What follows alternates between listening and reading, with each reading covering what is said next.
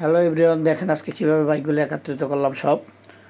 তো সকালবেলায় বাসা থেকে বের হলাম, এই যে লিফটের ভিতরে, এখান থেকে আমি অবশ্য যাচ্ছি নিচে, আমি থাকি 3 তলায়। তো এরপরে দেখেন গোডাউন থেকে এই যে বাইকটা বের করলাম, বের করে চলে যাচ্ছি আমার শোরুমের উদ্দেশ্যে। তো ইনশাল্লাহ এত সকাল সকাল লোকজন রাস্তায় একেবারেই কম। তো চলে যাচ্ছি আমাদের শোরুমে। তো রাস্তাঘাট একেবারেই ফাঁকা, আসলে এত সকালে ফাঁকা থাকাটাই স্বাভাবিক। তো অলরেডি যাচ্ছি শোরুমে।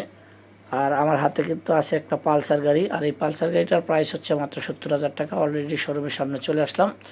শোরুম বন্ধ, কিন্তু আমার স্টাফরা এখনও কেউ আসে নাই। ইতিমধ্যে আমাদের আরেকটা শোরুমে আসলাম, এখানে দেখি আমার এই যে এক বাইক নিয়ে চলে আসছে, শোরুম এটাও বন্ধ। তো আসলে হচ্ছে আমার লোকজনের কাছে চাবি। তো এরপর ওদেরকে ফোন দিলাম, ওরা আবার আসতেছে, এই যে অলরেডি চলে আসছে। এখন বাইক একটা একটা করে বের করতেছি আমরা। এই বাইকগুলো দেখেন কিভাবে বের করতেছি। আর বাইকগুলো অলরেডি আমরা প্রসেসিং করতেছি। প্রসেসিং করা শেষের পরে আমরা দেখা যায় সব কমপ্লিট করলাম। এখন খাওয়া দাওয়ার জন্য যাচ্ছি, হোটেলে অলরেডি চলে আসছি। এখন আমরা নাস্তার জন্য